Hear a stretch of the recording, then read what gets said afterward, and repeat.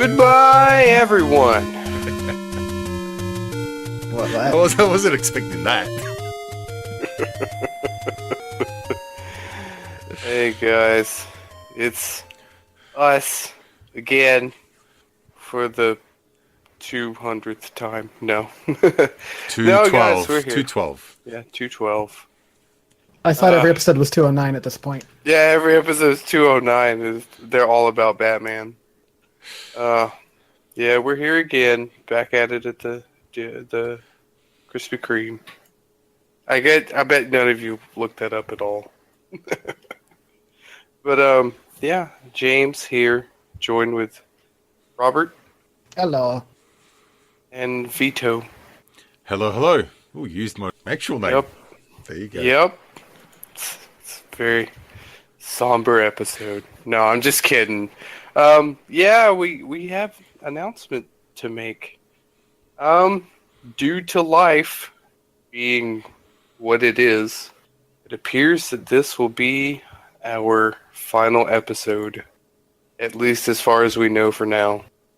This was not a decision that was made easily or quickly, and if it could have been avoided, we would have tried.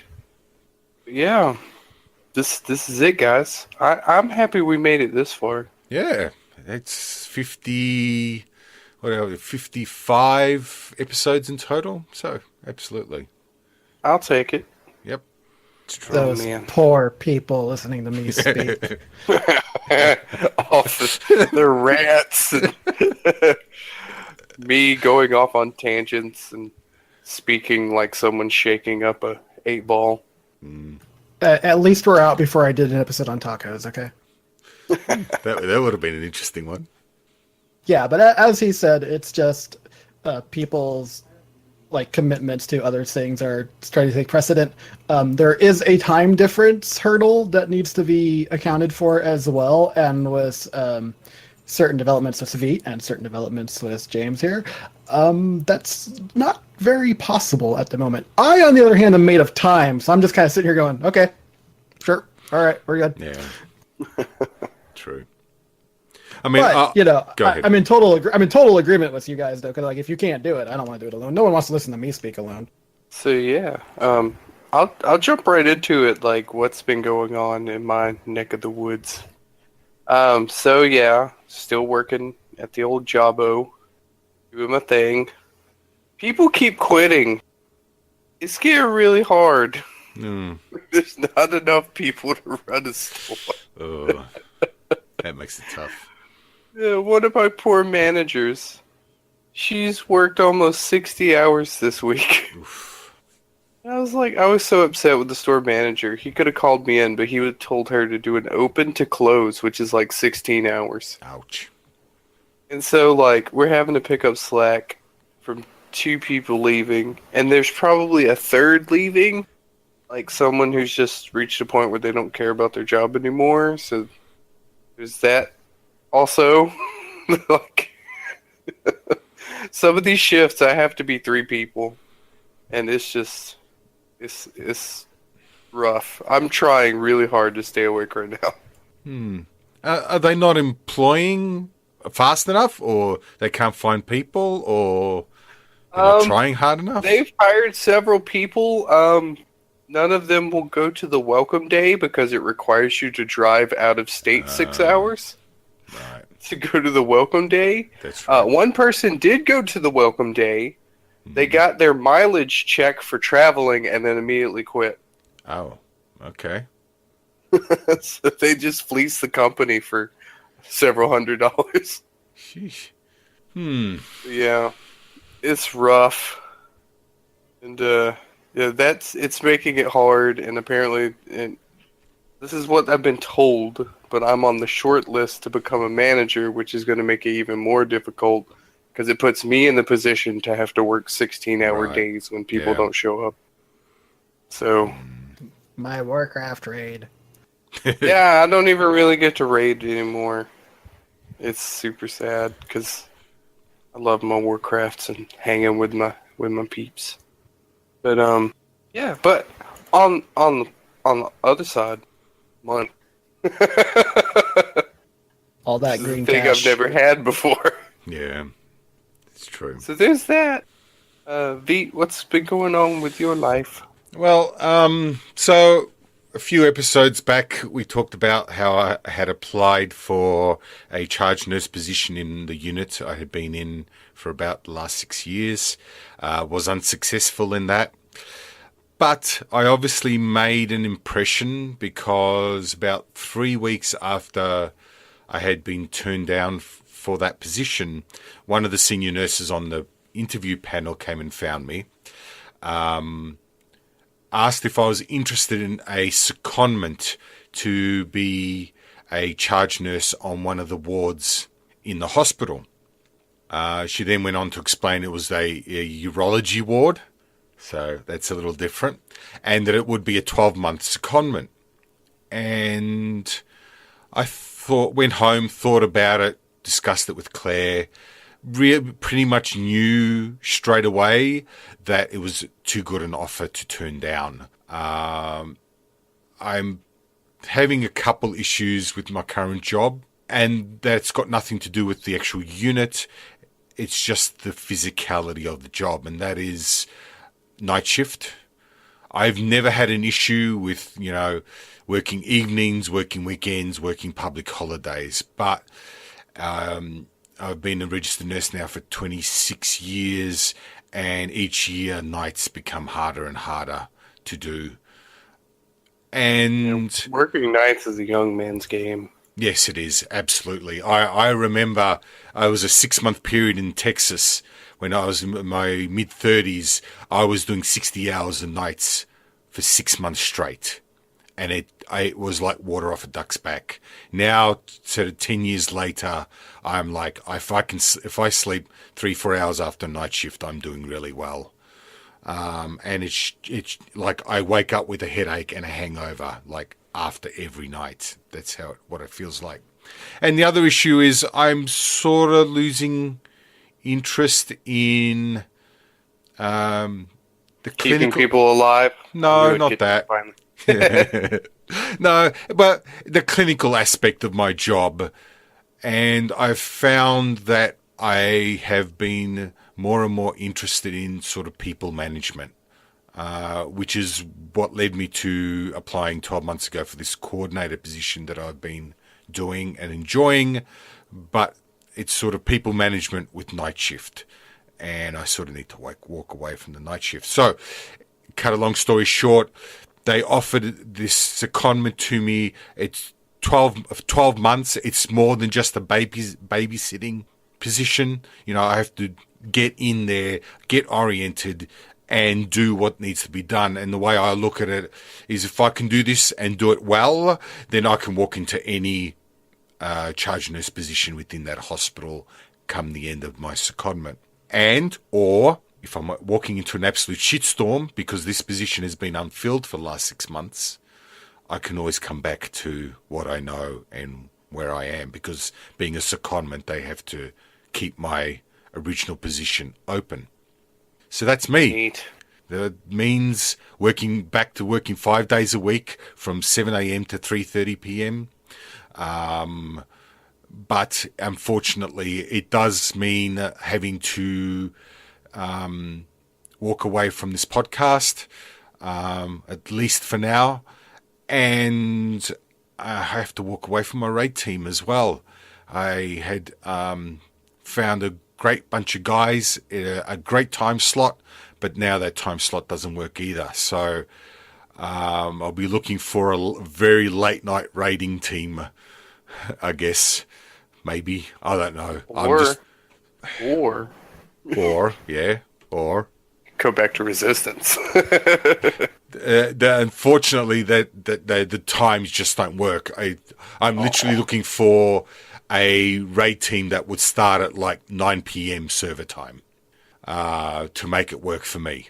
But I'm going to give myself 3 months, get settled in this position, get through the orientation, and then I'll worry about World of Warcraft. But I am a little sad that I've had to walk away from that team that I had found. On a more pop culture aspect, I finally got around to seeing Spider-Man Homecoming. I absolutely agree with everything positive that's said about this movie. It is a great movie. They absolutely did get Peter Parker and Spider-Man right. And I think Robert mentioned it, that they got the villain right as well. And I have to agree, it is probably one of the best villains, for nothing more than they made significant aspects of the villain relatable, that you could empathize with. And he was not maniacal. He was not wanting to destroy the world. He just literally wants to look after his family, keep his team employed, etc. By literally being a buzzard picking off the scraps of Tony Stark's existence.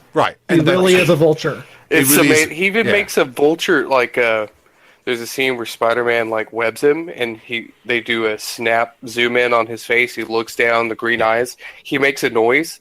He makes a vulture noise, the hiss of a vulture. Like, it's so good. Yeah. So it was a great great movie, and certainly one of the best in the MCU thus far. And secondly, I got around to seeing Dunkirk. And I have to say, I was a little reluctant going in. I didn't want to see a war movie. I sort of, that they all come out at the end. I'd seen a short documentary on it, but it was brilliant. I literally just came back from watching Dunkirk. And what'd you think? Spot on, good film. Yeah.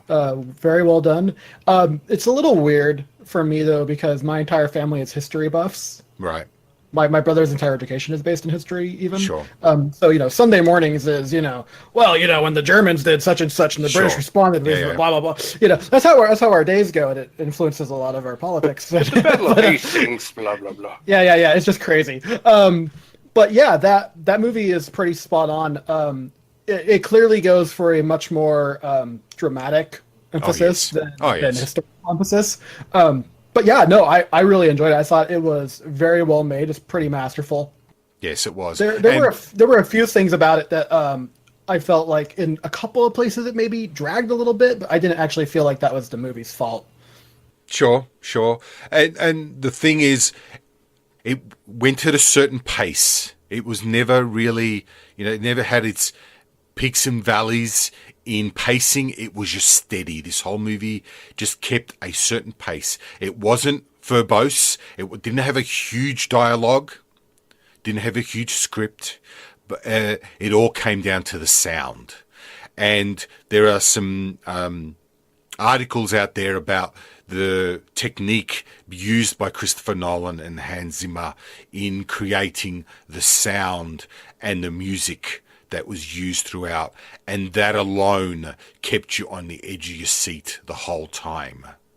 Even though ultimately you knew what was going to happen, you still were on the edge. You still were on the edge of your seat. And I agree with that. Completely. The one thing. Sorry, I was just going. One thing I thought was interesting was the, as you mentioned, the sound design throughout the entire film, and I mean from beginning until very near the end at a very dramatic moment, there is a ticking clock noise throughout. It's part of the music. It's the sound effects.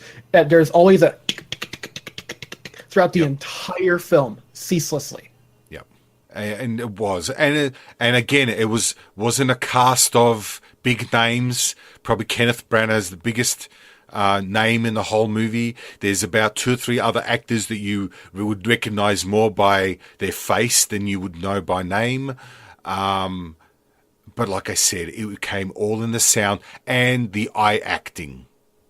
It was like, it wasn't a big physical type of acting. It was all in the face, all in the eyes of every main character that was featured in this movie. It all came down to the eyes. And I just brilliant. Just brilliant. So that was me. That's my real life. That's my pop culture life. Robert, what about you? I went to Nebraska to hang out with family for about a week, and I decided to play Hearthstone. while I was there. Okay. You poor bastard. That game sucks. As much as here's the thing, I legitimately enjoy Hearthstone. Like, I cannot deny this. The sense of humor is spot Like on. an addict enjoys heroin. Kind of. It's just the sense of humor in Hearthstone is wonderful, and that alone will keep me playing the game as much as I want to just go on a murderous rampage every time I play it. Well, the thing, and the part of the problem is that I play Magic the Gathering. Like, I'm just gonna put it out right there. Yeah. You know, I play Magic. I'm sorry, as much as an elitist jerk as it makes me sound like, I'm just gonna straight up say I know how a real card game is played. and no, seriously, because there was a game, for example, just last night, and this wasn't even the most enraging thing I had happen during the course of the week, but just last night, I played a game against a priest. We were both the quest priest, so we're trying to get the death rattle minions out there or whatnot.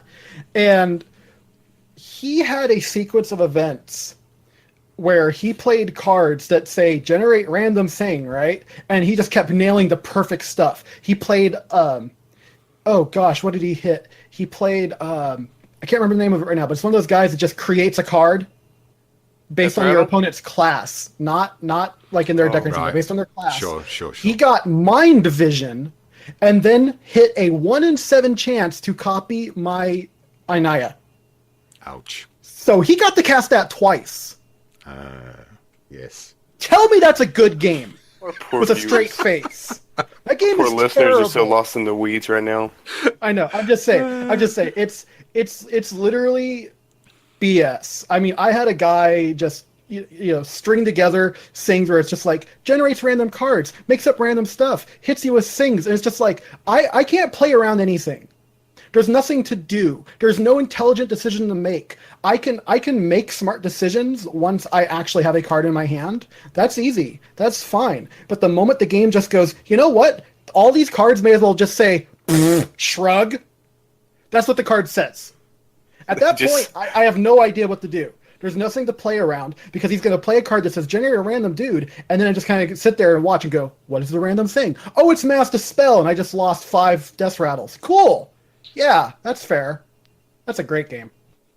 There's no skill in that. There's no skill whatsoever. I mean, I'm not a bad player. I just did a 7-3 arena run off of Mage and stuff. My best is a 10. I saw you just recently got a 12, which congratulations, by the way. Thank you. Yeah, but I mean, as much fun as I have with that game, it's just not good. It's just not a good game. So I just enraged myself for It's an a entire good week. game. It's not a good card game. I would say that's fair. Fair. It's in comparison it's fun to other play. It's a cards. really fun game to play, but it's like when you've come around and you're literally staring at this and you're going, even with the power creep that the Pokemon card game has had, I still have more respect for that crap than I do Hearthstone as a card game. Because this idea that completely random cards can be generated is just like, okay, there's absolutely no possibility for me to be strategic here. Because it's like, okay, they played Primordial Glyph. So theoretically, they have a turn now where they can Pyroblast me with a 10 mana card for 8, and then they can hit me for 11. Do I play around this? I don't even know what they got. Yeah, fair enough. Okay, it's insanity. It's a good thing. It's fun. Yes, and you guys know I really enjoy the game as well. I have the advantage or disadvantage of never having played Magic the Gathering or any It would be games. advantage. Well, Because maybe. Magic kind of ruins other card games for you. Right. It True. really does. True. So I don't have that to compare it to. What Hearthstone is teaching me is, you need a deck that gets you greater than 50% win rate. 1. 2, when you lose a game, you just hit play again. You just hit the next game and you just move on. And it's teaching me to leave my emotions out of the game I just had and move on to the next one. As long as I've got a good deck, I will keep progressing. So that's what it's taught me. It's good for me in that respect. But I don't disagree. I've had those moments of rage and frustration. But, Well, I think the problem is it's not a matter of good or bad game. It's when you make a Magic the Gathering deck that is good, you get to own that deck. That is your deck. You put it together. In Hearthstone, you can't own anything that happens. Like a lot of times something happens and you can't go look at what I did. No, you just go look at what the game did. It's and exactly so my problem. That disconnect creates frustration in people who want to own their strategy, who want to own being better at the game than the opponent, but the game just goes, no, you're on equal playing field because neither one of you knows what's going to happen. Yeah, and like I said, I can actually thrive in an environment like that, but at the same time, it's also an environment where my capabilities are meaningless because I'm basically just waiting for the game to decide who wins at some point. It's like when the guy casts Mind Vision, and there's a 1 in 7 chance that he gets basically one of the best cards in the entire game out of my hand. And it's just kind of like, one, the Mind Vision didn't start in his deck, so there was a random dice roll to generate that card. And then 2, there's a 1 in 7 chance that he then nails this and creates a copy of it.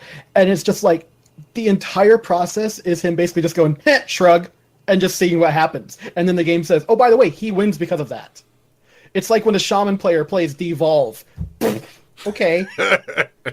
It's like I've watched people just blow me out because they're like, totem, evolve. Oh, look at what I got. This is amazing. It's just like, okay, well, I'm able to just concede because there's just no point in continuing this. This episode is Hearthstone now. No, it's not. Like I said, I played that game and I raged all week long and I enjoyed it, but I don't know. It's just bad.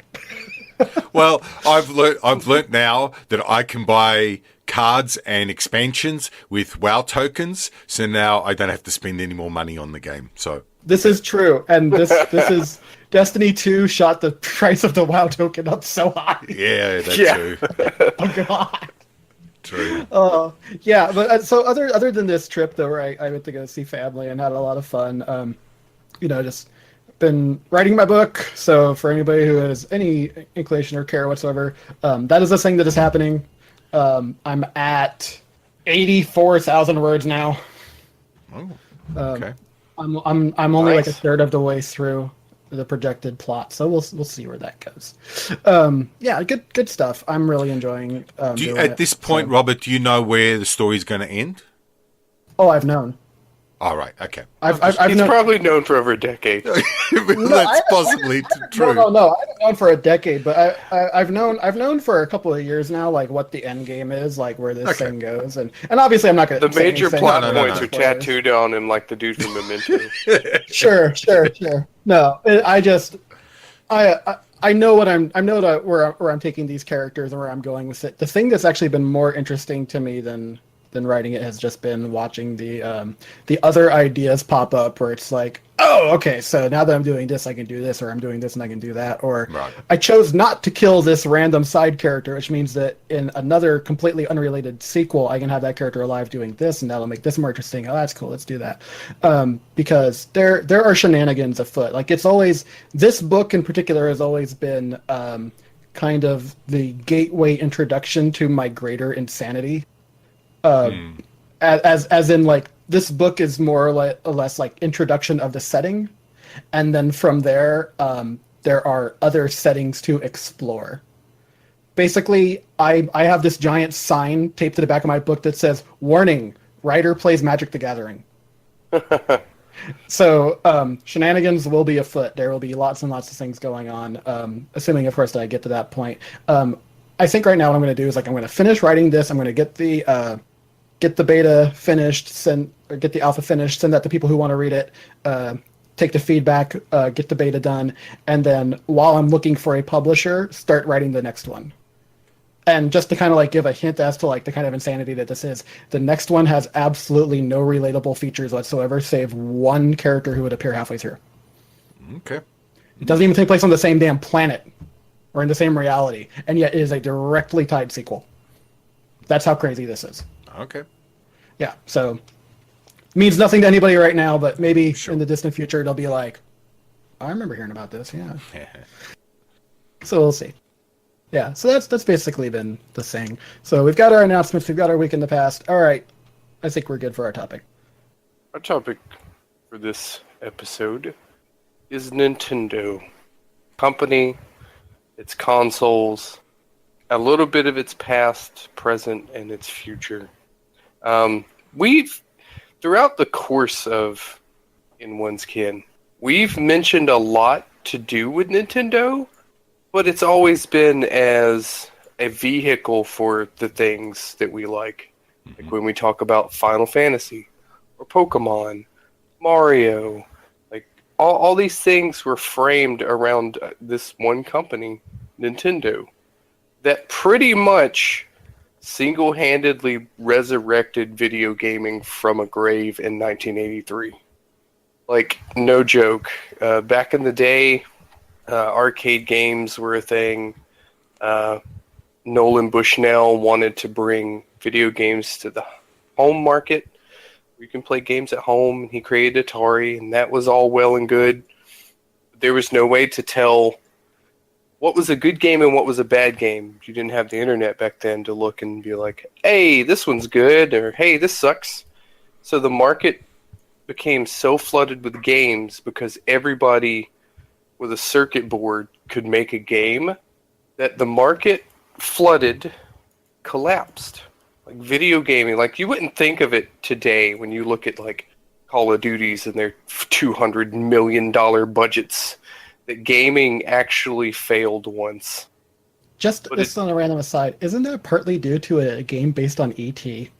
Well, there was a really big problem with games being produced without any way of knowing how many they would sell, which the penultimate was E.T., because E.T. was going to be the greatest movie ever made. Like, at the time, it was the highest grossing movie ever seen. So, in 6 weeks, this one poor guy was charged with making E.T. It had to be ready to ship in 6 weeks from scratch. And there were just warehouses upon warehouses of E.T. cartridges sitting there waiting to fill every single, like 100% coverage. Every house in America would have E.T. Except the game was awful and no one wanted to buy it. And the entire gaming market crashed. So it went to market? Yes, it went to market and sat there. There are graveyards of this game cartridge. That's not a So joke. there was an urban legend for the longest time. There was an urban legend that they buried. Yes. They just created concrete slabs. They just put them in concrete slabs upon slabs of ET cartridges and buried them in the Arizona desert. Yes. This That's not really true. happened. They were exhumed. Yeah. No, because I'd heard that legend about them being buried out in the desert. I just was never sure or aware whether the game actually went to market. It did. It did. Okay. And I played it as a child. Okay. I could not tell you what was happening. There was something about a man who would chase you, and then E.T. would fall in a hole, and then, like, sometimes you would eat a Reese's Pieces, and it would make you fly out of the hole, but then sometimes there would be a flower, and he couldn't escape the hole, and then he would die. Okay. That's all I remember, and I'm pretty sure if you looked up the game, that's pretty much all there is to it. It was it was kind of like a copy and paste port of another game, if I remember correctly, and it was and that was a bad game to begin with too. Yeah. Yeah, and I mean, with a few things I was thinking about, I thought you were talking about something else, and I said that's not true. This thing, like I said, there are graveyards of this thing. It's crazy. It's nuts. So gaming was over, pretty much, as far as the world concerned. They were like, oh yeah, this gaming fad, that was fun, but it's gone. Nolan Bushnell checks out. Like, he sells Atari. He sells Controlling Interest. He goes off and creates Chuck E. Cheese. Thank you, He's like, video game industry? That's old hat. Singing rodent pizzas with robots. This is the new hotness. Singing robot rats that play rock music. and kids like lose all their parents' money to crappy gimmicky like carnival games. Yeah, gambling games, yeah. Yeah, pretty much. Because he was trying to get rid of the image that arcades are where people go to gamble. Because pinball halls were all about gambling back in the Right. day. So he's like, let's create a family-friendly sleaze joint to lose your money to. So yeah, gaming was pretty much dead. And then this tiny little company, not tiny, they were a pre-existing company since from like 1908 or something. This little company called Nintendo is like, let's create an entertainment system for home that has all the ease of accessibility and like fun of arcades, like right there. And they resurrect gaming. And the Famicom in Japan is a hit. And then they bring it to America. And it's amazing. Like, no joke. Like, you can say the rest is history from there because Nintendo resurrects gaming, creates it as a staple in homes. Like, it becomes, a home name. Like, people know what Nintendo is. People know who Mario is. It's like, oh yeah, that Italian stereotype that eats mushrooms and climbs through your sewer grates to find your princess. Yeah, know that guy. Hey, I do it all the time. But yeah, like, Nintendo was a big deal when I was a kid. Like, my family wasn't big on the whole computer scene. That was when I was in, like, my early teens. That's when computers got big for me. But I remember being 6 years old, and my grandma and my great aunt just running into my bedroom, carrying this giant box.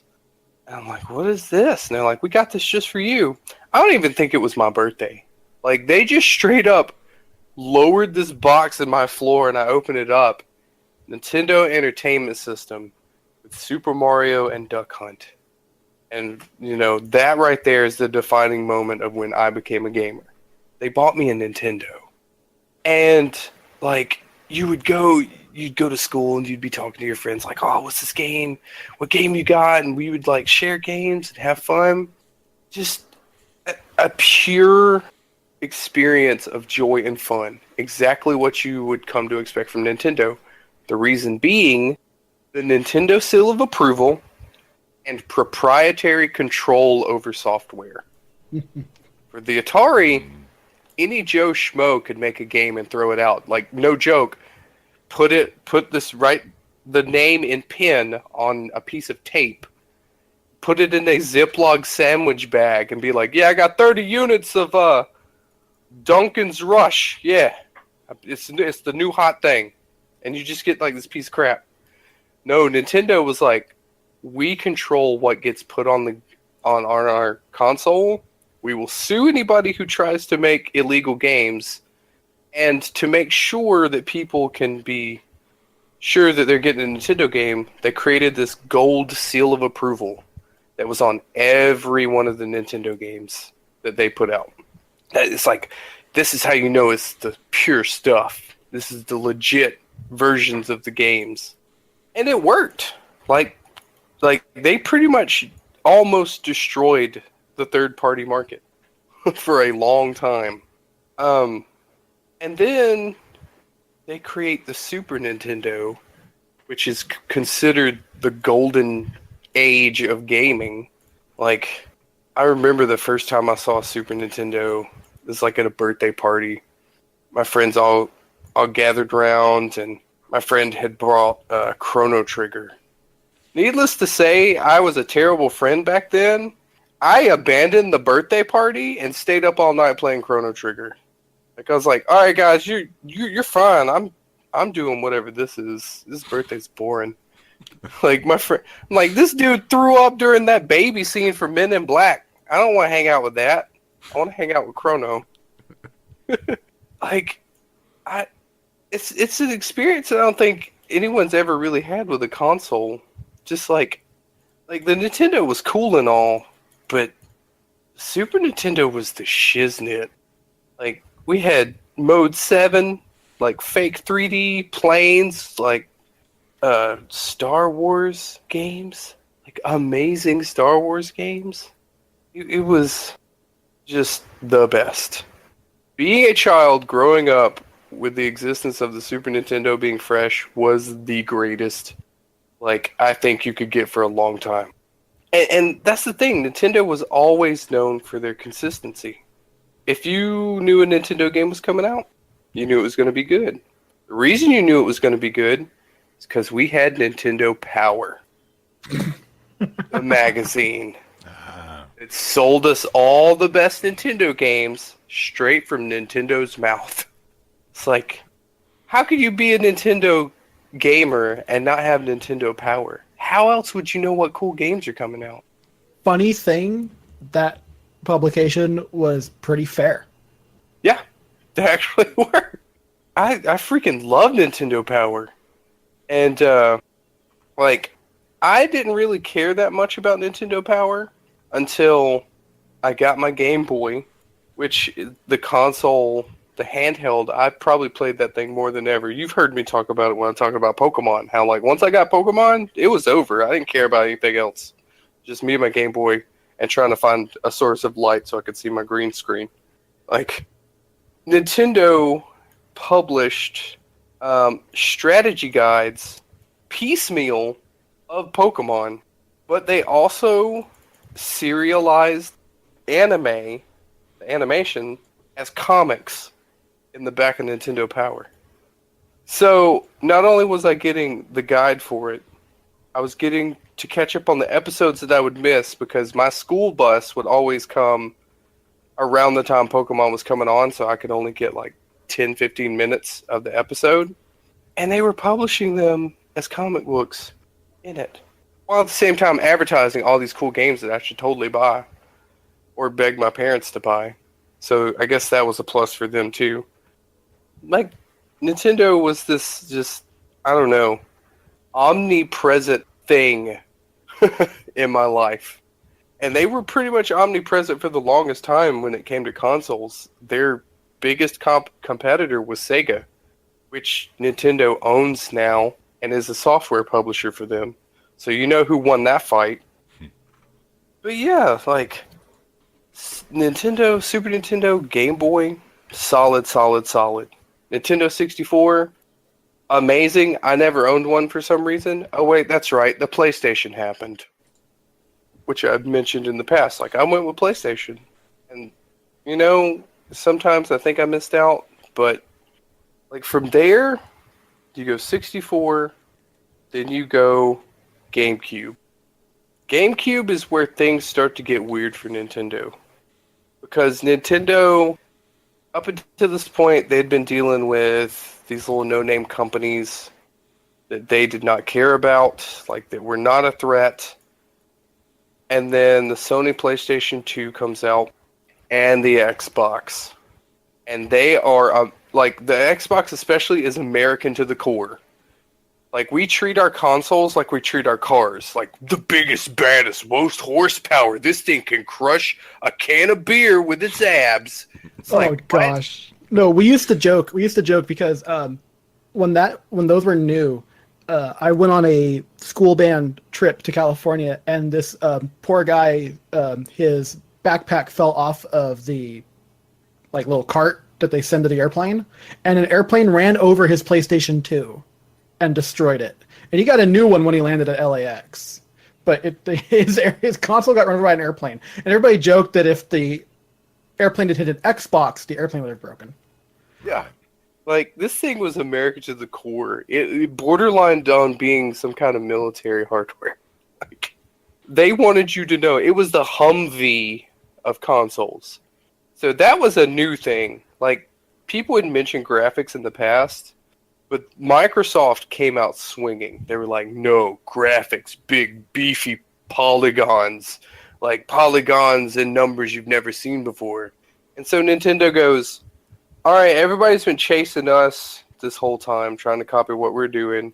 I guess we need to just chase those guys.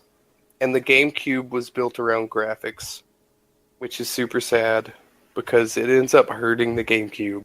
Because, yeah, the graphics were, like, all right, but it did not have the games that the other companies had because of that long history of being like, you only make what we say on our console.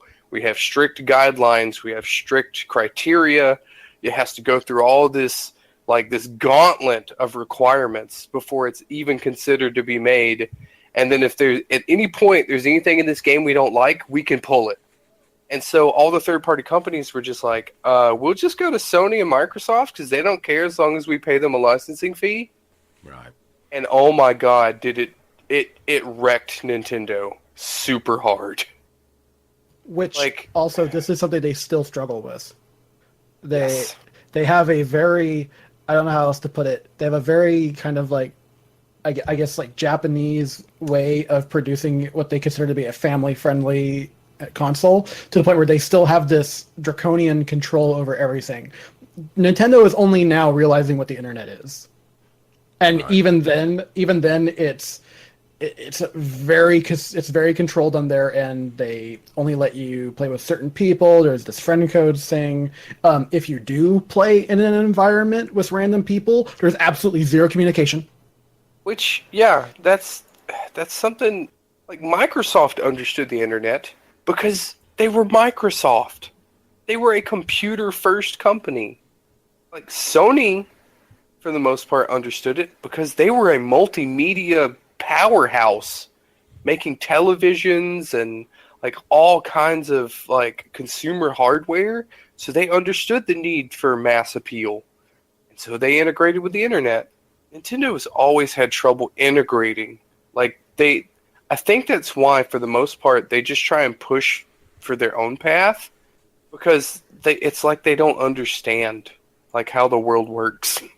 Like, Well, there's a few things. One of them is that Nintendo is built around that proprietary industry that they've generated for themselves. One of the more interesting facts that I had seen, I don't know if this is still true, but like half a decade ago, Nintendo was in the black to the tune of like several dozen $1 million that they just had stored. Like they could do whatever they wanted and totally fail for years because they had the money to lose. And the reason that is possible is because they make their own console, because they have such control over it. That's where their money comes from, not actually producing games. So when another company makes the game for them, that's actually not relevant to them. What's relevant is that you buy a GameCube or that you buy an N64 or a Switch or any of these, or the Wii or any of these other things. That's why they keep innovating the console, because that's where they're making their money, is when they're selling the console. That's why the 3DS is such a big deal for them, because so long as that keeps selling, they can do whatever they want. yeah, and like for the GameCube, they were trying to chase these new Western guys, these punk 20-year-olds with their hats on backwards, and they just showed that they were just the old man. Like they were the, Steve Buscemi with the hat and the skateboard going, "Hello, my fellow teenagers." Like it was kind of embarrassing because it was the first time I ever felt that Nintendo was like an old parent still thinking it was okay to give me teddy bears for Christmas. Like, guys, what are you doing? You can be wholesome and not be so horribly behind the times that I feel embarrassed. And Yeah, and like you just said, you feel embarrassed. That totally is the case with a lot of people who had the self-image thing to maintain, even amongst their geek friends. And Nintendo basically died in America yeah, during this period of time. Like they fought back. I mean, when he starts talking about the Wii, they fought back. But here's the thing. They flip it, okay? So they're like, all right, new console, the Wii, which is awful, especially if you're in Europe, because you're literally buying the P. It's like, hey, I need to get a Wii. It's like, you mean take a Wii? The bathroom's over there, dude. Dude, I'm gonna go lock myself in my room and play with my Wii. Grow hair on your palms. Like, here's the thing. They go from ostracizing young people with their GameCube to pulling in the most incredible demographic ever, old people with the Yep. Wii. Like, aging elderly homes everywhere have a Wii in it with Wii bowling and Wii tennis on it. Yep. There's no buttons. We understand this one. You know why? Because the controller's shaped like the TV remote. It's amazing. I know. It's just, Like, how? How? It's like, yeah, we totally failed to jump over that mud puddle, so this time we cleared the Grand Canyon by accident. Like, what? And even they had no way of understanding what they had just done. They're just like, what do we do now? We made this console that old people play, parents and children of all age, like everyone has come back to Nintendo. The Wii sold ridiculously well. Yes, it did. the Wii is incredible. I actually, for me personally, the Wii is one of my favorite consoles, strictly for the fact that it has the best version of Resident Evil 4. All right, when you can actually point and shoot at the target zombies, it changes the game. The game is amazing. A completely different game. It's a totally different game, and it's fantastic. And the Wii has like some of my favorite games of any console generation. Xenoblade Chronicles is one of the best RPGs ever made. And it's even fashioned after an MMORPG and somehow still works on a console. Yeah. I haven't played it, but I've seen it. I know exactly what you're talking about. Like, I love that game. Seriously, I would put it up there with, like, the classics like Chrono Trigger. It's so damn good. You know, the funny thing about that is, like, I've wanted to play it, but I've found that there is a problem that I have. A tremendous problem. Because I tried to go back and play my Wii so that I could play Resident Evil 4. Apparently, I really like HD. Yeah. Like a lot. Which is another problem that comes to bite Nintendo in the butt. They are like, let's stop chasing graphics. You know, back in the day, we were fine playing our PlayStation 2 at 420p. But then 1080 came, 720. And I remember the first time hooking up my Xbox 360 to play Fable 2. My God. Like, you don't care about graphics, but when you can actually tell what's on the screen, there's a big difference. I never knew how much I was missing. Like, I hated playing racing games on the PlayStation 2 because everything was an amorphous pixel out in the distance, and then suddenly it was in your face. Like, there was no depth. There was no distinguishing. There was no aliasing. It was just all grainy TV lines. And then I can give you a modern example of this as well. The Xbox One made this terrible decision to not have 1080p. They have like some like 960 or something crazy stupid. I don't know what it is. I don't care. But yeah, they don't display in 1080p, and you know when you're playing it. You can feel it. I played Titanfall on the Xbox One with some friends of mine, and everything was pixelated. You're trying to snipe somebody halfway across the map, and they're just a jumble of pixels. You can't really tell where they are. It's horrible. And it's like, why did you do this to us? You know, and then I got Titanfall 2 for the PC, and that game was crystal clear. Yeah, so I mean, resolution matters. As soon as you discover resolution and HD quality, it matters. You have a very hard time going back. Now, I'm not saying you can't. You know, I love me my 16-bit games. But I'm just saying, once you go into the realm of 3D and you're not in HD, it's difficult. It's awful.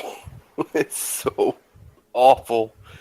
Like, especially in games that require you to like do pinpoint movements or identify things on the fly at a distance. Like, I don't care about graphics, but fidelity. Yes. Fidelity matters. Sure. And so Nintendo makes the Wii, and everyone everywhere owns one. I own one. And I didn't even have a game to play at the time. I was like, whatever, I got a Wii. We'll play Wii bowling. My dad played Wii bowling. He was like, what is it? He played Wii archery because he was a hunter. So he was like, what is that? It's like, it's like archery range. And he just stayed up in my house for like 18 hours just playing archery. It's like, Dad, please go home. Yeah, but it's archery. And I pull back my hands and then like let go and the arrow flies. Dad, please go home. I'll buy you a Wii. Just leave my house. We owned the Wii too. Of the 2 consoles we ever owned, it was we owned the Wii. We never bought. We only played what it came with. We never really bought anything extra to go with it. But yeah, we owned the Wii. I love listening to you say that. We own the Wii. We own the Wii. We own the Wii. Yep. Je m'appelle. Yeah,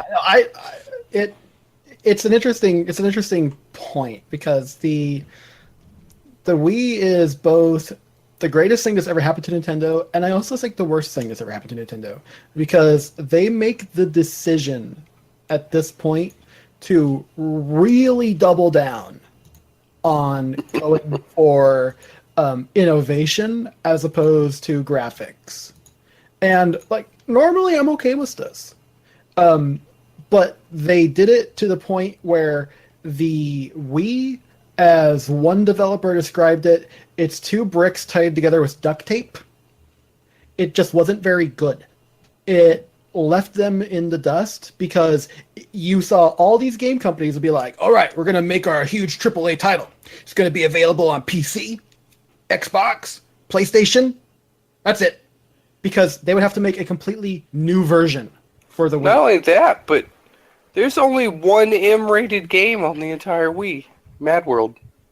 And how that ever got published, I don't know. I don't know what they were doing in the back rooms of Nintendo. To the Wii. Exclusive to the Wii, yeah, because it has Resident Evil 4. Yeah, and so... Oh, wait, yeah, okay, so Resident Evil 4. So there's like a couple of games that... There's a few, yeah. 7, a couple of others. Oh, What's 7M? I don't remember. I don't care. I never No played More it. Heroes or something?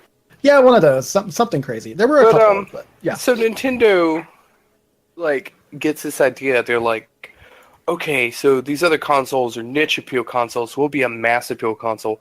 Let's make a sequel, and instead of having it like a TV remote, let's have it like a tablet. Like you're holding a tablet, but you're playing on your TV. We'll call it the Wii U. And this is what happens. Nana, the Wii U is coming out. I want to have it. But we already got you the Wii. Why do you need another one? Well, no, it's separate.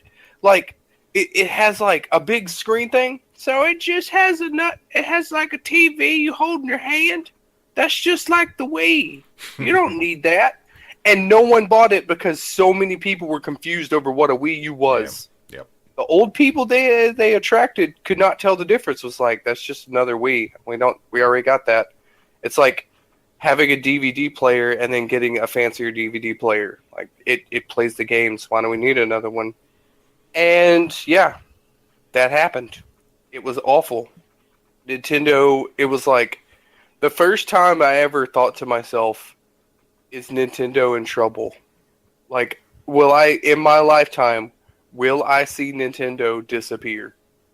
Like, that's a scary thought. Because they were floundering so hard, like, not selling any Wii U's.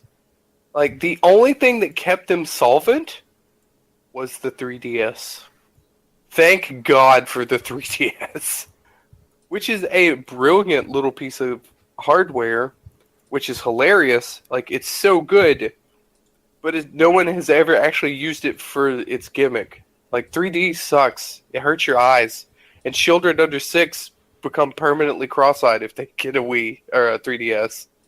Like, it came with a warning. It's like, if your children are under 6, don't let them use the 3D function and make your kids cross-eyed. So, yeah. The 3DS personally, I personally loved it. Yeah, I freaking love the 3DS.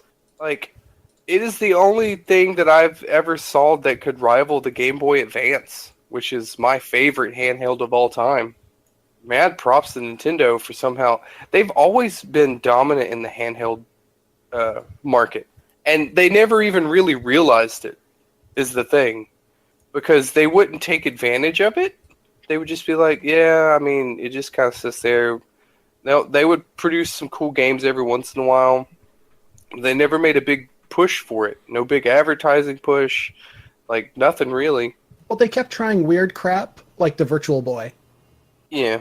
Nintendo's always chased some weird innovation, but they always tend to do it too soon. Or in such an oblique manner that people are like, what is going on? This makes me feel uncomfortable. Yeah, I'm actually one of the few people on the planet, I think, that's actually played a Virtual Boy game. No joke. Like, this... There is an alternate universe where the day that I took... Like, I was like 8 or 9. My dad took me to a pawn shop, and he's like, we're going to buy some guns. And he's like, you have this gun at 9. Don't worry about it. I'm in the South. And I was like, yeah, I don't want it. I'm just going to sell it at the pawn shop. And he was like, all right, find something to buy. Before I saw the black Game Boy that I still own, I had shoved my face in a Virtual Boy sitting on the shelf. And was like, what is this? It's got like a screen. And like, oh, this is neat. I almost bought a Virtual Boy instead of my Game Boy. There's no telling where that would have sent me. Probably some spiral downwards and ended in a mass shooting. Like, well, you sold your gun, so you couldn't... Yeah. I would have gone back and bought the gun. Oh, there you go. Okay. But, yeah, like... The Wii U is just rotting on the vine, just ruining everything they had built with the Wii. And Nintendo is like, what do we do? And here's the problem. When the Wii U first came out, you couldn't find one. Like, nobody could find one. They were for sale, just there weren't any on the shelf.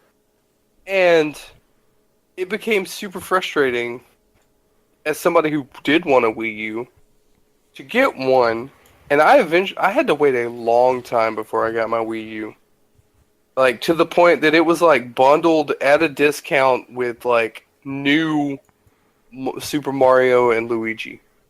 Like, a long time after it was released.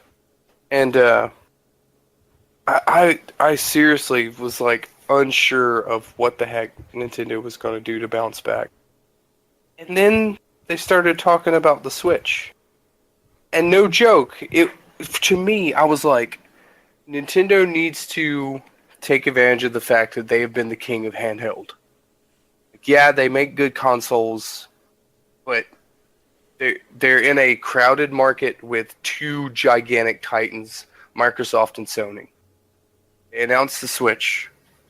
I was like, please. Like, no joke, was talking like they need to make a hybrid. They need to just go on full hybrid. The Wii U had a tablet that you couldn't walk 5 feet away from your console with. I was like, they need to detach and let me go back and forth. And they did it. The Mad Lads did it. They made the Switch. And I would tell you how amazing it is, except I don't know of anybody that owns one. Not because they don't want it. There are none to buy. There are so few Switches to buy that in the first 2 shipments that they sent out, they paid for commercial air flight delivery of the Switches to the stores. They literally put them on like a United Air flight and got some dude kicked off so that they could have Switches sent in the plane, in a jet, commercial jet. And they paid for each package shipping and lost money, like $46 per Switch that they sent out. And yet, there's none to be found. Well, part of that, too, is you never get better publicity than when Penny Arcade says, buy something.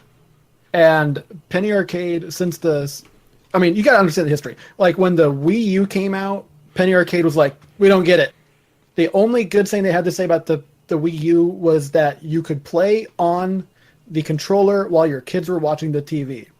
Yep. For me, I had the Wii U. I actually like it quite a bit. But what it primarily boiled down to was I could have the console in my room, and I could play Mario Kart 8 throughout my house. That was basically what it boiled down to. The rest of the console, I only own like 4 games for it. And this plus the Xbox One debacle that I had later, where I only really own like 3 games for it, is basically what's made me go, this isn't worth it. I'm paying hundreds of dollars for a console and then 50 games on top of each of them to not play them. Meanwhile, I continue to play World of Warcraft. So that was problematic. Sorry, but then you go to the Switch, and with the Switch, it's crazy because with the Switch, they're busy saying, "Hey, you can take this anywhere." They're talking about going off and taking it hiking with them. I mean, Gabe, the artist from Penny Arcade, he and his family went, I believe it was to Utah to go hiking and like those canyons and whatnot, and they brought the Switch with them. They spent the night around the campfire at their picnic tables playing the Switch. If that's not an endorsement, if that's not an endorsement for something, I don't know what is. They basically just said, because like there's that commercial when they announced the Switch, there was that commercial, and a lot of people were making fun of it because they're like, "Oh, you can take the Switch to your late night basketball court. You can take the Switch here. You can take the Switch there. You can have spontaneous game sessions in your garage with your amateur band or whatever. Just all this stuff." That a lot of people were watching that video going, "Oh, please, this is ridiculous." No, that actually happens. This is what people are doing. This is real. You can take you can take one of the controllers off, hand it to a total stranger that you're standing in line with at the convention, and you can play a game on the Switch together. And then you just take it back and you continue. Beautiful. I'm tearing up. It's crazy. Yeah. So I mean, the perfect vision of gaming that I had as a child. Like Nintendo hit this home run wherever. Yeah, Nintendo has smashed this thing wide open. And here's the other thing too. Once again, it's their innovation. So they're making all this money. They're the only people on the market with this capability. No one else can even touch this. And it's completely unique. Yeah, I can tell you right now, like for the longest time, other companies would try and chase Nintendo. And they arrive at where Nintendo is after Nintendo has left to go somewhere else. So the Wii comes out and it has motion controls and it's selling like crazy. And Sony and Microsoft are successful in their own right, but they're not Wii successful. So what they do? Oh man, we got the Kinect and we got Sony Move. We got PlayStation Move and the PlayStation Eye. And like, I have never been so mad as I have when Microsoft started pushing the Kinect. Oh. Mother of God, did I get mad. To the point that, like, when they came out with the R2-D2 Special Edition Xbox 360, I purchased it, opened it up, was super happy, saw that it came with a Kinect and Star Wars Kinect, and got so mad I immediately sold the Kinect and Star Wars Kinect online. I was like, I will not have this garbage in my house. Like, I will not have Nintendo's sloppy second rehash from some other company taking up space in my house. So mad. Because they were, in my eyes, as a gamer, they were doing good. But from a consumer standpoint, it's like, oh, what are they doing that we don't know? Like, oh, they got movement. Yeah, let's do movement. Maybe old people will want to play Call of Duty and Gears of War. No. It's not how that works. Well, the worst part for me was when they pushed it with the Xbox One to the point where in order to log into your account, you had to go through its facial recognition. Like, that was ridiculous. So I'm not even going to put up with this. I just unplugged it, and I went through the additional, like, 4 steps to log into my account every time I booted it up. Because I don't want this thing looking at me. As conspiracy serious as it may sound, they actually could turn this thing on and look at you if they wanted to. The best thing to come from the Kinect is in Paranormal 4 when it was used in the scene. It was super spooky because they had an IR camera that you could see the scan lines from the Kinect going across the whole room at night. It's super creepy. That's the best thing anyone's ever done with it. Like, it's so... it's important technology. It's important technology, but it's poorly implemented. It's the same problem that the Wii had. The problem with the Wii was not that the Wii remote was a bad idea. It was that only Nintendo and a few other people who got lucky actually understood what to do with it. And even then, Nintendo didn't always get it right. So a lot of the third-party companies would forcibly add movement to the Wii remote, and there was no point. It was kind of like there was an Evil 4 port, for example, is great for this. They have parts in the game where you need to run away really fast from boulders and stuff. And you did this in the GameCube version by just pressing A really fast. When the Resident Evil 4 version comes out and the boulder falls and you have to run away, you have to shake the controller really fast. That's exhausting. And dumb. Very. And that was the thing. Like, Nintendo was not even expecting to be as successful with the Switch as they are. They just thought, yeah, we'll make a game. And in an interview recently, the head of Nintendo was like, yeah, you want your game to do well, and you want to feel like that when it does well, that's, because you did a good job. He's like, but I wasn't expecting it to be this good. Like, for that many people to respond like that to the Switch. Yeah, it's pretty revolutionary. And do you want to know what game there is to play on it? Zelda. It's the Zelda console. Breath of the Wild. Grand Theft Auto horsejacking. Like, okay, that sounded a lot dirtier than I intended. I wasn't going to say anything, but hey, you go for it. Please explain. You jack those horses. You just go ahead and jack those horses. See what happens. But seriously, it's Legend of Zelda, which goes back to Nintendo. Like, when the Wii U came out, like, just to go back to show you how little Nintendo knows what they're doing right now, and that any success they have is a complete and total accident. When the Wii U came out, they were like, look. Yeah, I know we've been hostile towards third parties, but, like, here's Batman that you've been playing for 2 years, and here's Assassin's Creed, and here's, there was some other game, Darksiders, and Bayonetta, which Bayonetta's a phenomenal game. Not knocking Bayonetta. Mother of God, that was the only reason to own a Wii U, was for Bayonetta 2.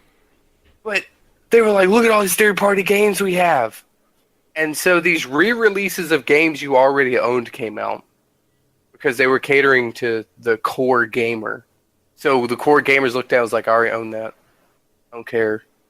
And then no other third-party games came to the Wii U. Ubisoft straight up was like, it's garbage. Ubisoft made a couple of games that were exclusive to Wii U, and then they just noped right out of there. Yep. Zombie U is an interesting idea, but terrible execution. Yeah, pretty much. But yeah, like, Nintendo's silly. But this time around, they make the Switch, and it's like, what is there to play? There's Zelda. There's Isaac Rebirth EX or whatever, which is a re-release. The Binding of Isaac Afterbirth EX. It's a re-release of a game that already existed. Thankfully now, and then there was Mario Kart 8 Deluxe, which is Mario Kart 8. Another rehash. Like, they couldn't even get third-party rehashes. It's just like, yeah, we'll just show you our own stuff again. Yes. So, I was excited about the Switch, and I've yet to get one, and there isn't one available within 300 miles of me. Trust me, I check weekly. So, it's put me in this dilemma of where, like, my enthusiasm for the Switch is gone. I'm like, whatever. I don't care. Like, I'm beyond caring. Like, I was so mad for the first, like, month or so, because I was like, how can they expect to do this to the consumer and still have the consumer be like, oh, thank you for making this thing? Like, every time I'd go in GameStop, I'd be like, oh man, look at this. Like, you know what would be cool? If Nintendo made, like, this console that was like you could play it on your TV, and then you could like switch to handheld. If they ever made one of those, I bet it would sell well. Like literally just saying that out loud to GameStop. It would be amazing if they could sell those.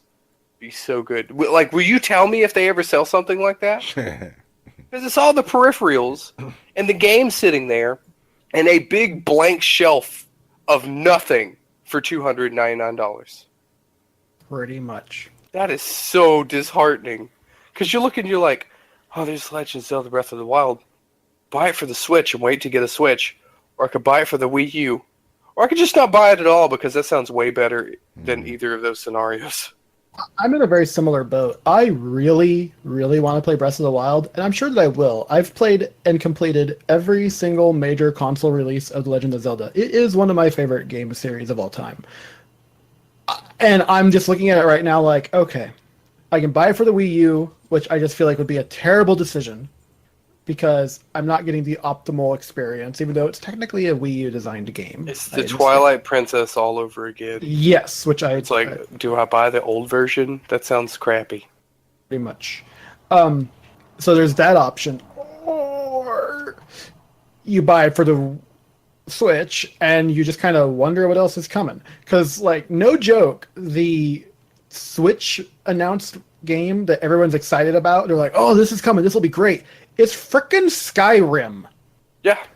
Everyone's excited about Skyrim. Which has spawned a meme of, like, Skyrim being announced for everything.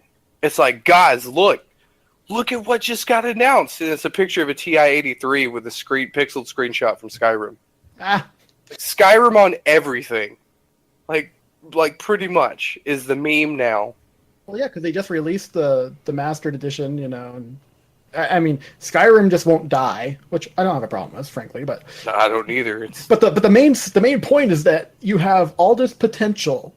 You have all these franchises. You could be doing Metroid, Star Fox, all this stuff, whatever. Name it, go for it, do it. It's cool. And we're all sitting around going, "Oh my God, they're going to do Skyrim! This is amazing!" It's like the game's almost a decade old. Yep. Which, like, here's the thing. That's not the only weird supply issue snafu that they've got going on. There was the NES Classic, which I would forgive you for not knowing it existed because it practically didn't. I'm very aware of this. Actually, I had a guy in Kansas City International Airport because I was wearing my Overwatch hat and my Hearthstone shirt, because I do have Hearthstone, my baby.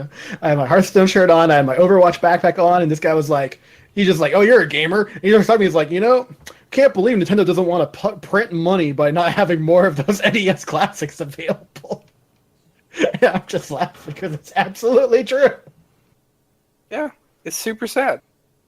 Do you want to know why they stopped making those? Having a clue.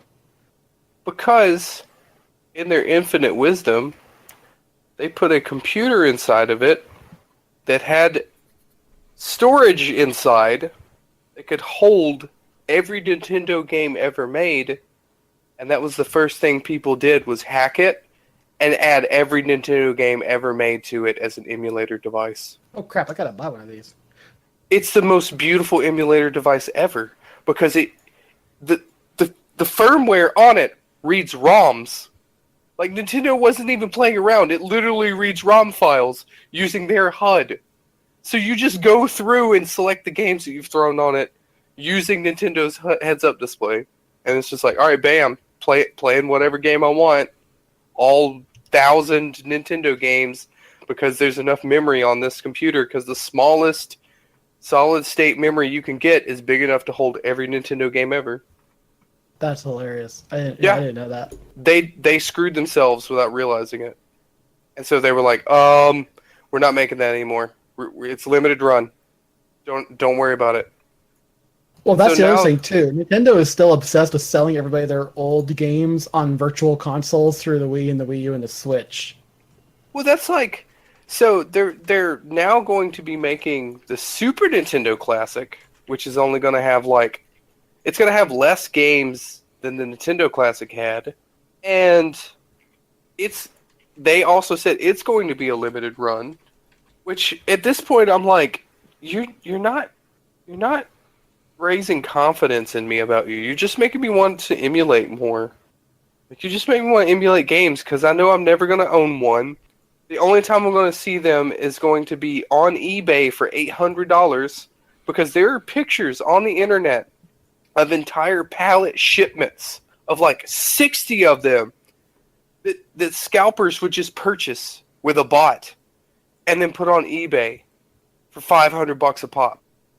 Like, scalpers won with the NES Classic. It's going to happen again with the Super Nintendo Classic. Yep.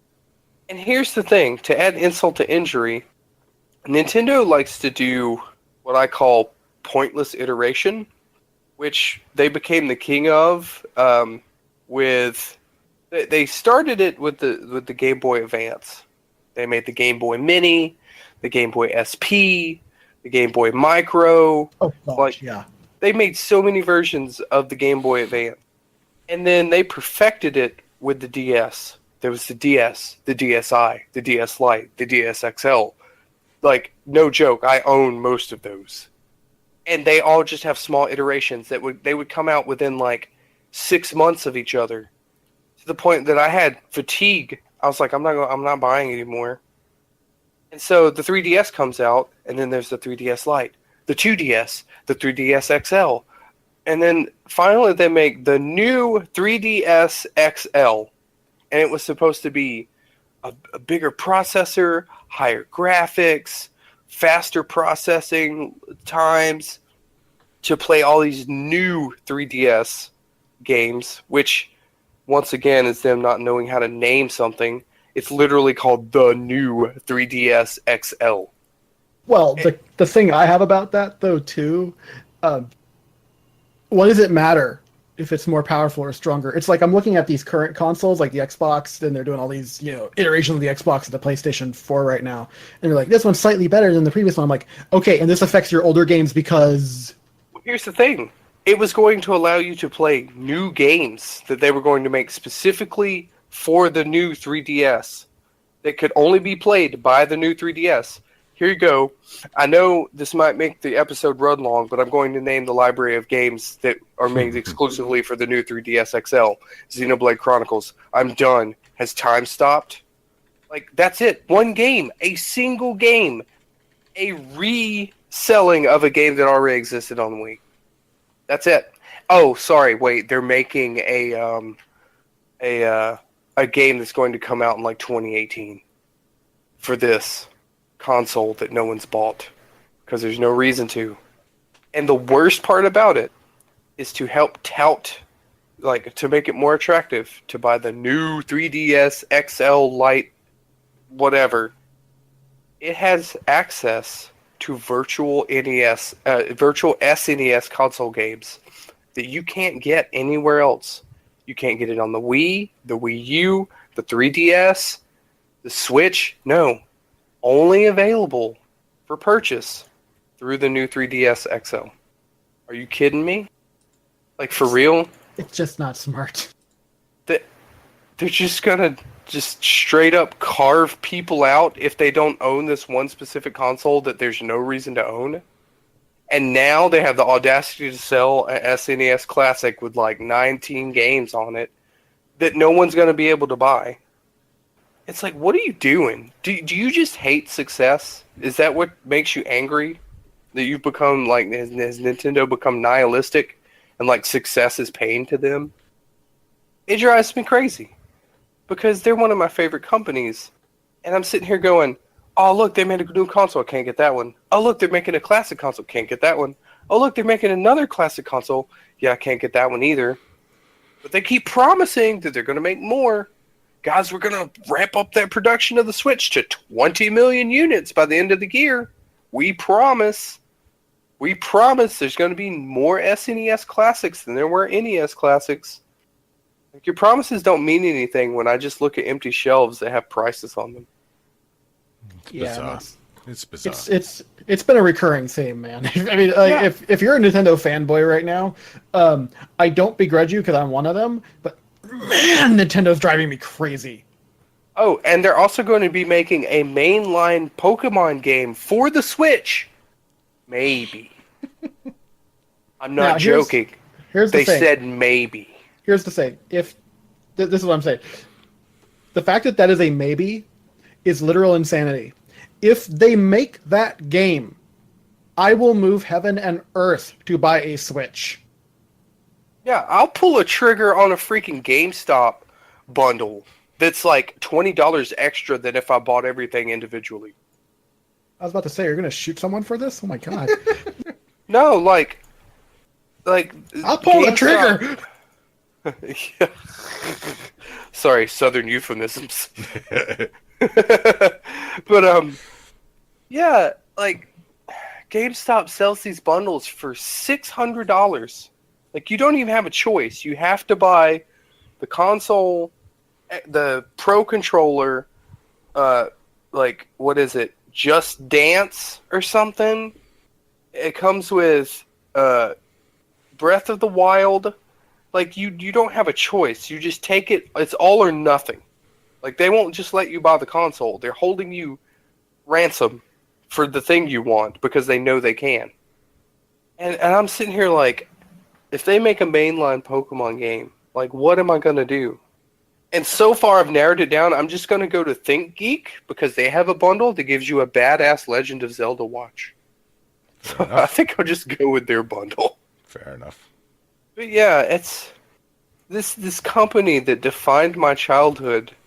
I'm looking at as an adult going, this doesn't make sense from a consumer or business perspective. Like, this is madness. How did they make it this far on what? Just on Moxie and nostalgia? Can nostalgia be mined for 30 years? Like, when does that? Yeah, when does that? Indication, man, yes, when does that ore vein run out? Never. Like for me, it's getting pretty tapped right now, because I'm too disappointed to like keep caring, and to keep hoping that I can get this thing that I want. But then I look at them, it's like this isn't the first time the company's done this. Like this, at this point, they're a repeat offender. I could just stick with the games that I have now. Because we live in an age where people make games that you can play for the rest of your life. Like, and you don't need the 15th version of them selling you the same game again. Like, I can just play one game that changes every year, and I can play that forever. Or I can hope and pray that I can find a scalper who won't slit my throat when I meet him from the Craigslist. Like, it's not worth it. Like, right now, it's not worth it to be a Nintendo fanboy. As much as I want to be, as much as I have been for a large portion of my life, I'm like, it's too tiring. I'm too old and I don't have enough time for this anymore. Damn. And that's the episode. Well, just before we completely cut it off, so I only have 2 Nintendo experiences. I've told you about one, that we actually own a Nintendo Wii. And the only other story I have, it goes back to the mid to late 80s. I'm at school, high school. Now, I was not somebody who was afforded a lot of pocket money. My mates were playing arcade video games. Whenever I had a bit of pocket money, I would play some arcade video games. Unfortunately, I was never very good, so after a while it felt like I was throwing what little pocket money I had away. But I was around the scene when Space Invaders and then Meteor and Galaga were big in the arcade scene in Australia.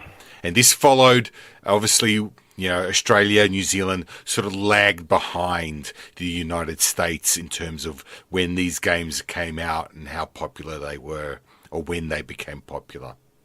And then all of a sudden, I remember a kid at school turned up with this handheld device, and it flipped open, and it was Donkey Kong. Oh my god, Game & Watch. Yes, Game & Watch. Now, I had no idea of its connection to whatever company or what the game was, but this kid started playing this handheld game, and I thought it was the most amazing piece of technology I'd ever seen. Probably the only thing at that point that I thought that may have been any better was a VHS machine. Now, all of a sudden, these became the big thing, and all of a sudden, kid after kid started turning up to school with these handheld devices, all playing Donkey Kong, and occasionally I would sweet talk one of them into allowing me to play a game on their handheld devices. These things were at least, and I can't remember exactly, at least $100 Australian in the mid to late 80s, which was big money. Sure enough, I go home and I start nagging to my mother about wanting one of these Donkey Kong games. And I want a Donkey Kong game, and I want a Donkey Kong game. And my mother would ask me how much they were, and I said what they were. And all of a sudden, she just sort of like gasped at the thought of having to spend that much money on a silly little handheld video game. Though eventually I think I nagged her so much that she took me to, I can't remember where we went, Kmart or whatever it was, so that we could officially look at these games and see how much they were and whether she was prepared to spend that much money. So we turned up to the counter, and there it was in all its glory. Unfortunately, by this stage, it's the fad had started to phase out a little bit. And there it was, and I think the price may have come down a little bit, and she just looked at that price and she exhaled, and she was not prepared to spend that much money. By this stage, it was probably, $90 Australian. Sitting next to it was this handheld game that I couldn't even tell you who made it, or it didn't even have the name that I associated with, but it was basically a handheld Space Invaders game. And this thing was $40. And my mother pointed at it and said, I'm prepared to buy you that. Chances are it was a Tiger Electronic. Yeah. Quite possibly. It was shaped. It was shaped in the shape of like an alien. It sort of had that alien missile type shape, like a Space Invader type thing. Yellow. Well, that's and what black. they did. Yeah, that was Right. That sounds very much Right. Tiger Electronic. Okay, so that's what I got. Okay, I knew I wasn't going to ever get a Donkey Kong game, but I got this thing, and sure enough, I got it. I played it, but it was not Donkey Kong. This thing I thought was amazing. Just being able to move up, down, left, right, jump. It was just at that time and that place, I just thought it was amazing technology. Of course, video games have come a long way since then, but that was like my first real memory of just how great video games were and were becoming. It was just, but I was never going to get it, but I came close. I was just very, very envious of my schoolmates that had that Donkey Kong game. A neat little factoid. The Nintendo DS's design was actually based off one of the old Game & Watch designs. Yeah. The old clamshell design. Yep, you can see, you get that feel. My daughter got given a Nintendo DS for a birthday present or Christmas, I can't remember. And I remember she handed it to me to have a bit of a play with, and I flipped this thing open, and that's that feel I got immediately. I'm going, oh, this feels like that old Donkey Kong game that I played as a kid. Yeah. That's awesome, because those type of handhelds are their own history. Yep. Which, just as an aside, I own the greatest Tiger Electronic game ever made. Like, no joke. Like, I would have to show it to you in person. It's so rare. Like, Right. Most people don't know it exists. Tiger Electronics made a Resident Evil 2 game that was a handheld that you could hook like with a connector cable to someone else's Resident Evil 2 Tiger Electronic handheld, and you could co-op through it. And it wasn't one of those electronics where it was just one screen, and then you have like a limited like back in the day, you could see all the animations on the screen. Right. Like a lot of times you would buy it and it would have like the little piece of plastic over it that showed you all the animations on the screen. Yeah, no, this was a full-on game.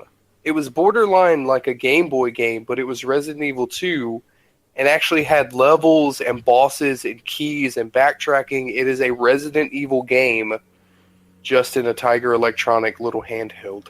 And it has sound effects like zombie moans and stuff and all the gun sound effects. Like, it is the most impressive thing I've ever seen. It was the last generation of Tiger Electronics that they ever made. What happened to Tiger Electronics? They get bought out or they go under? They just kind of just faded out because like console games and stuff went high tech, and there just wasn't a market anymore. But yeah, I like to break that thing out every once in a while, put some batteries in it, and then like show people, like my nerd friends, like, hey, want to play some Resident Evil 2? And they're like, what is this? And then like let them sit with it for a while, and they're like, this is amazing. It's like, yeah, it really is. For what it is and from the time it's from, it still impresses me today. Like walking around as Leon fighting the crocodile boss, or the alligator boss in the sewers and stuff. It's like, how is this even possible? It's very cool. Oh, guys. We've made it. Yep. To the proverbial, or to the figurative and literal end.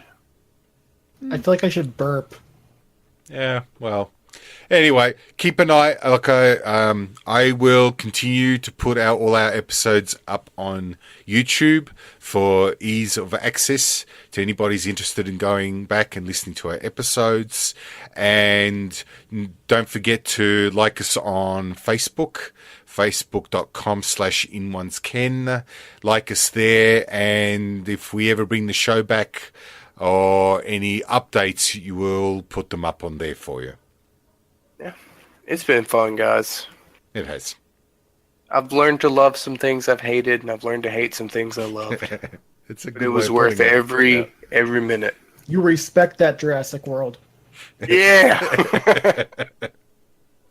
This isn't goodbye, guys. It's just hello again later. Sure. Bye for now. Later, all. Krabby, Snubble, Banana, Nanky, Chanty, and Zubat, Smoking Ditto, Butterfree, Lugia, and Caterpie, Oddish, Poliwag, Goldeen, Elekid, and Nidoqueen, Victory Bell, and Magneton, everybody Pokemon!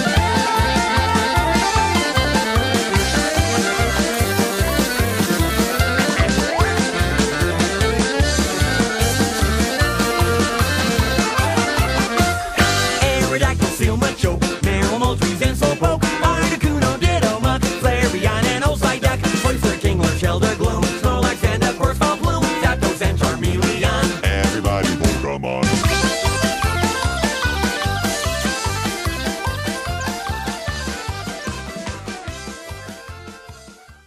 Time only goes one way perceptibly to you. Even if I'm bending time, you wouldn't know. This is when Ted's like, it's too late for this shit, man. Yeah. All right. I'm recording, so whenever you guys are ready. Did we lose 10? Oh, we may have. No, I'm here. Oh, okay. I just haven't said anything. Okay. It's all right.